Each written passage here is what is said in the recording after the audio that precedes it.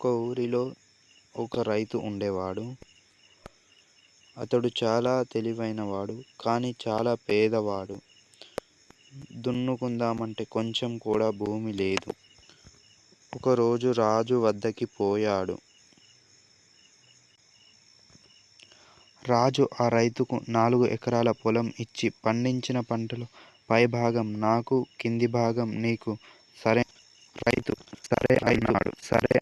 రైతు బాగా ఆలోచించి వేరుశెనగ పంట వేశాడు. పంట పండాక పైనుండే ఆకులు రాజుకి ఇచ్చాడు. కింద భూమిలో ఉండే వేరు శనక్కాయలు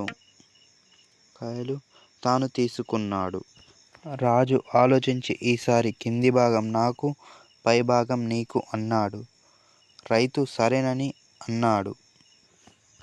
రైతు ఈసారి వరి పంట పండాక పైనుండే వరంతా తాను తీసుకున్నాడు. కింద ఉండే వేళ్ళని రాజుకి ఇలా కాదనుకున్న రాజు బాగా ఆలోచించి ఈసారి కింది భాగం పై భాగం నాకు, నడుమ భాగం రైతు చెరుకు పంట వేశాడు. పంట పండాక కింది వేళ్ళు, పైన ఆకులు రాజుకు ఇచ్చి, నడుమ ఉండే చెరుకు గడ్డలను తాను తీసుకున్నాడు.